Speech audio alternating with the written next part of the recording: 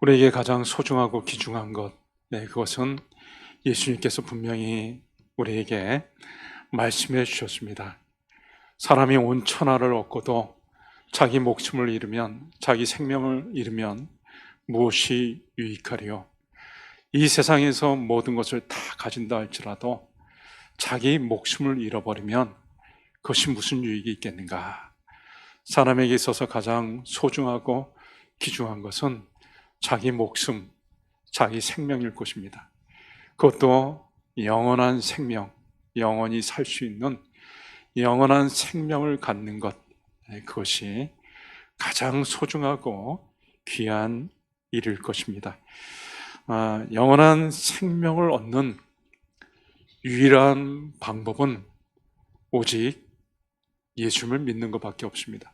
요한복음 3장 16절 말씀에 하나님이 세상을 이처럼 사랑하사 독생자를 주셨으니 이는 저를 믿는 자마다 멸망치 않고 영생을 얻게 하려 하심이라.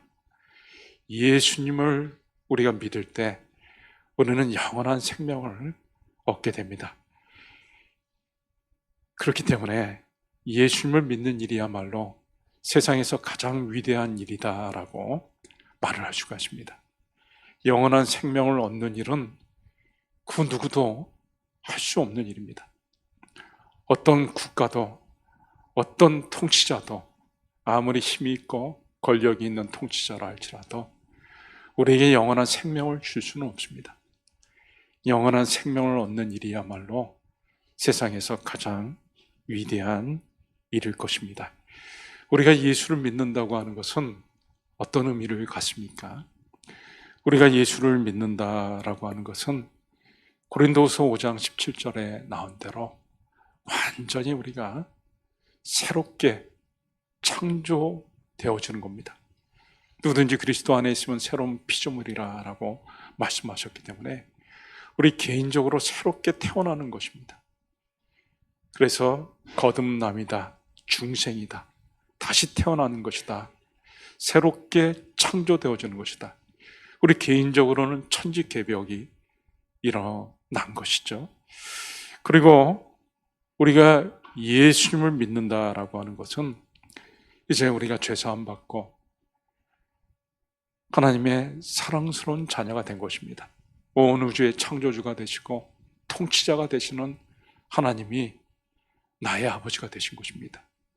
그래서 내가 하나님의 아들, 딸로서 많은 것을 누리며 살 수 있게 된 것이고, 또 예수님께서 우리의 생활 가운데서 우리의 주님이 되시기 때문에 나의 구원자가 되실 뿐만 아니라 나의 통치자가 되어주셔서 날마다 우리가 예수님을 바라보는 가운데 우리의 삶이 예수님 중심의 삶으로 바뀌면서 우리의 모든 것들이 바뀌어지는 것입니다. 전에는 예수님이 나의 주가 아니었을 때는 내가 내 인생의 주가 되어서 내 마음대로, 내 하고 싶은 대로, 내 육체의 욕심대로 그렇게 살았습니다.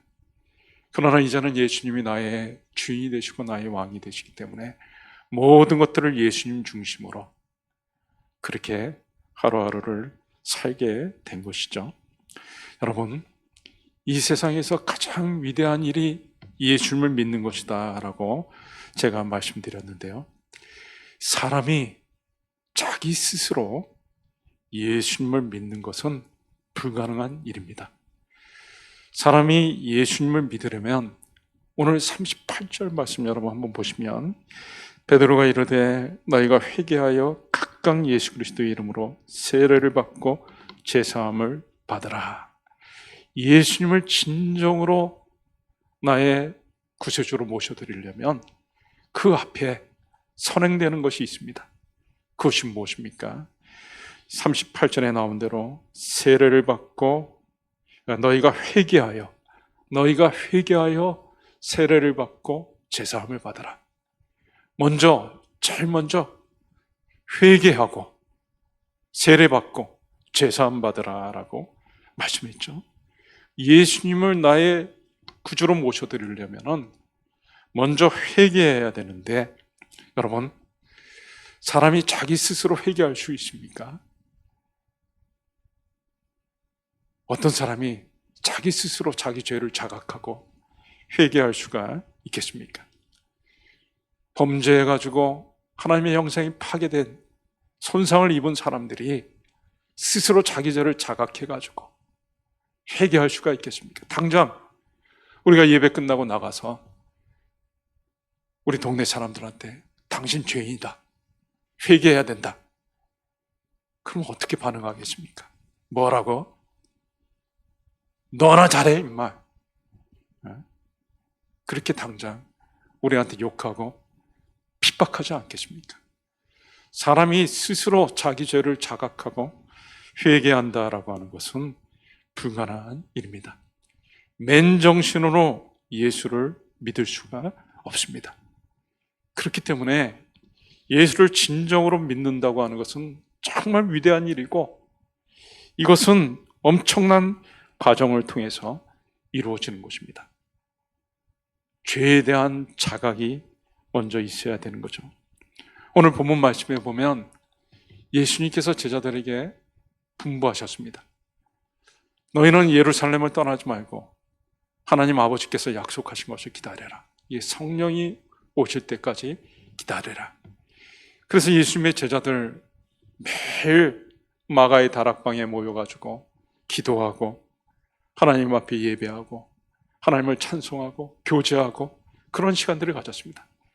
그렇게 하루하루를 갔다가 드디어 오순절 날이 되었을 때 성령이 하늘로부터 강하게 급하고 강한 바람 소리를 동반하면서 거기에 모여 있었던 120명의 사람들에게 충만하게 임하였습니다.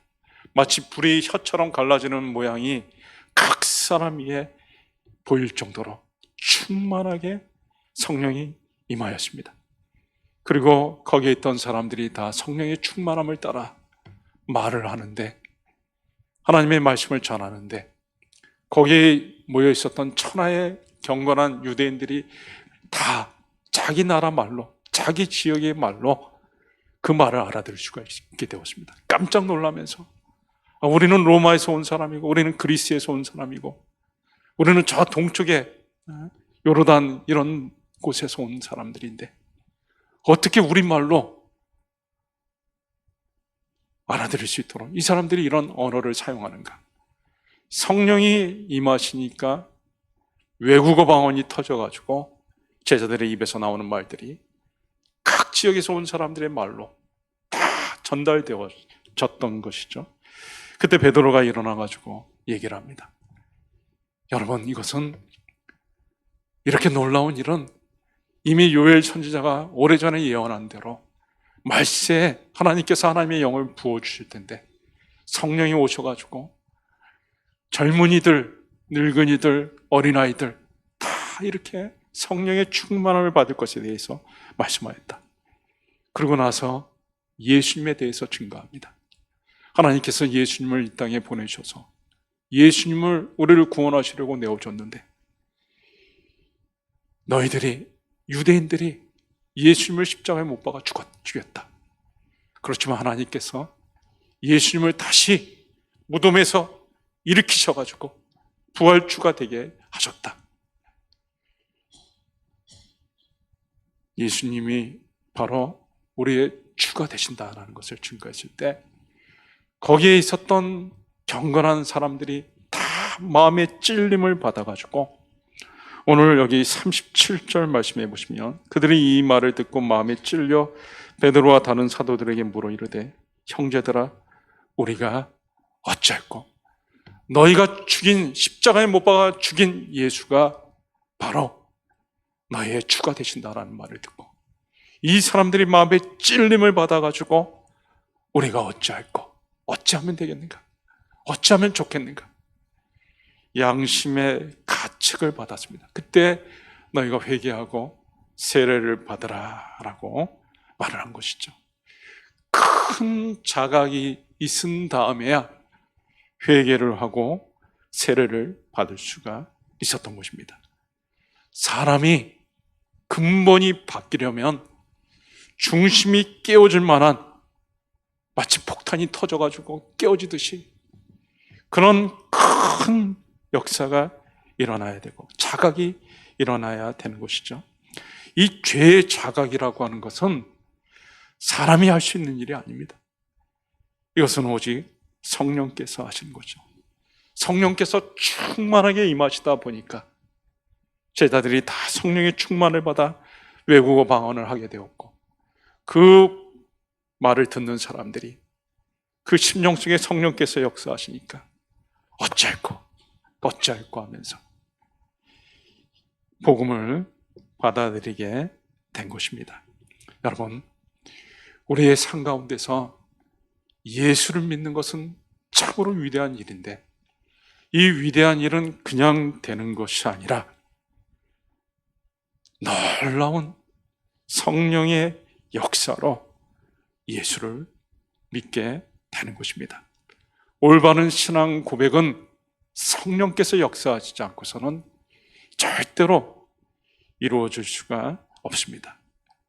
그래서 고린도 지역에서 바울이 복음을 전할 때도 바울이 그 고린도 지역의 사람들을 상대하면서 매우 떨고 두려워하며 어쩔 줄은 몰랐습니다. 왜 그런가 하면 자기의 지식으로, 자기의 말로 사람들이 변화되는 것이 아닌 것을 너무나 잘 알고 있었기 때문에, 내 말과 내 전도하는 것이 사람의 말과 지혜의 아름다운 것으로 하지 않는다.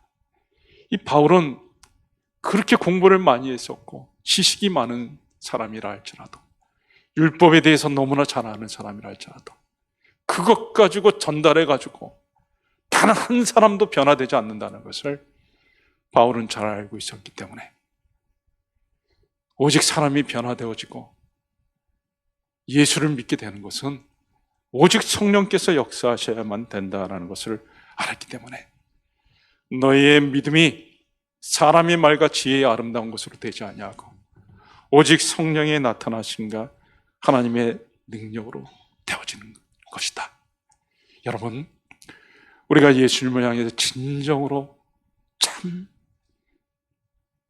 고백이 있고 진정한 예수님을 향한 믿음이 있다 그러면 이것은 보통 일이 아닌 것입니다. 이것은 엄청난 예수를 믿는데 과정이 있었던 거죠. 우리의 죄를 자각하는 것이 있었고, 우리가 예수님을 나의 구주로 모셔드리는 작업이 있었는데, 그 작업을 하신 분이 바로 성령님이라는 것입니다. 미국의 앤드류 잭슨 대통령 때 이런 일이 있었습니다. 윌슨이라고 하는 사람이 자기 집에 우편물을 훔쳐가는 사람을 발견하고 총으로 쐈는데 그 사람이 총에 맞아 죽었습니다. 그래가지고 이 사람이, 윌슨이라고 하는 사람이 체포돼가지고 사형을 선고받았습니다. 나중에 앤드류 잭슨 대통령이 이 사람의 집에 우편물을 훔치는 강도를 총으로 쏴서 그렇게 된 거니까 정상을 좀 참작해주고, 그래서 특별 사면을 내렸습니다. 이 사람이 잘못이 있었지만 이런 것들의 사정을 생각해가지고 이 사람을 자유케 해주라, 특별 사면을 내려가지고 이 특별 사면증을 가지고서 이제 특사가 그 감옥에 찾아왔는데, 이 윌슨이라고 하는 사람이 앤드류 잭슨 대통령이 내린 이 사면증을 받기를 거부했습니다. 조지 윌슨이라고 하는 사람이 잭슨 대통령이 내린 사면증을 받기를 거부한 겁니다. 그래서 이것이 문제가 됐습니다. 이게 어떻게 되는가? 대통령은 사면을 했는데 이 죄수는 사면증을 받기를 거부하니 어떻게 해야 되는가? 그래서 이것이 문제가 돼가지고 이 사람을 놓아줘야 되는가? 아니면 계속 감옥에 있어야 되는가? 그래서 결국 그것이 문제가 돼서 대법원까지 올라가게 되었습니다. 대법원에서 판결을 내리는데, 당시 요한 마샬이라고 하는 수석판사가 아주 유명한 판결을 내렸습니다. 대통령의 사면 사면장은 종이 한 장밖에 되지 않지만 그것을 받는 사람이 받아들이는 것은 그 사람의 죄가 용서받을 수 있는 큰 것인데 그것을 거절하면 용서받을 수가 없다. 그래서 끝까지 받기를 거절했던 이 조지 윌슨이라고 하는 사람에게 결국 사형이 집행되어졌던 것입니다. 여러분, 우리가 예수를 참으로 진정으로 믿는다고 하는 것은 성령께서 우리 마음속에 감화해 주셔가지고 예수님이 나의 구세주가 된다는 사실을 진정으로 믿을 때만이 우리가 구원을 받는 것이고 그 구원을 받는 과정에 성령께서 계속해서 저와 여러분의 마음속에 역사하여 주시기 때문에 우리가 예수님을 믿을 수가 있게 된 것입니다. 저는 한 달에 걸쳐서 계속해서 교회 가장 본질적인 사역 그리고 교회의 비전에 관계된 설교를 하고 있습니다. 제가 말씀을 전할 때마다 또 기도할 때마다 우리 교회를 생각할 때마다 참으로 마음이 기쁘고 소망이 생깁니다. 하나님이 우리를 사랑하시고 그래서 독생자 예수 그리스도를 보내주셨고 또 이 세상 사람들을 사랑하고 우리 교회를 사랑하시기 때문에 하나님이 저와 여러분을 통해서 우리 교회를 통해서 위대한 일들을 이루실 것이다 라는 것에 대한 기대를 갖고 있습니다. 저와 여러분을 사용하시고 우리 교회를 사용하셔서 위대한 일들을 이루실 것이다. 그래서 우리가 모이는 예배를 통해 하나님 영광 받으시고 예배 때마다 하나님의 놀라운 역사가 있고 또 금년에는 우리가 소그룹 모임에 대해서 굉장히 강조를 하고 있는데요. 이 소그룹 모임을 모일 때마다 하나님께서 우리에게 역사하여 주셔가지고 우리의 이 모임에서 생명의 역사가 있을 것이다. 저는 가장 우리가 하나님의 역사를 기대하면서 가장 기초적인 것들을 우리가 다시 한번 무장해야 된다라고 생각을 합니다. 여러분, 우리에게 있어서 가장 중요한 가치들이 어떤 것일까요? 믿음, 소망, 사랑, 이 세 가지는 항상 있을 것인데 믿음, 소망, 사랑이 너무나 중요한 것을 말씀하고 있습니다. 데살로니가전서 1장에는 믿음의 역사와 사랑의 수고와 소망의 인내에 대해서 말씀하고 있습니다. 우리가 하나님의 역사를 경험하기 위해서 가장 기초적인 것들, 가장 근본적인 것들을 우리가 튼튼히 할 필요가 있는 거죠. 여러분, 저와 여러분이 진정으로 하나님을 믿는다면 어떤 일이 일어날까요? 믿음은 반드시 역사가 동반됩니다. 믿음의 역사와 우리가 전능하신 하나님을 진정으로 믿으면 진정으로 하나님을 믿을 때 우리는 하나님을 향해서 뛰어들게 돼 있는 것입니다. 그리고 믿음으로 뛰어들 때 하나님이 행하시는 놀라운 일들을 보게 되는 것입니다. 베드로가 밤에 예수님께서 바다 위를 걸어오실 때 예수님인 것을 알고 주여 만일 주시오든 나에게 명하여서 이 바다를 걸으라 하소서 예수님이 명하셨을 때 베드로는 앞뒤 가리지 않고 예수님을 믿고 바다에 풍덩 뛰어들었습니다. 그리고 그가 예수님을 믿는 순간 그는 바다 위를 최초로 바다 위를 걸은 사람이 되었습니다.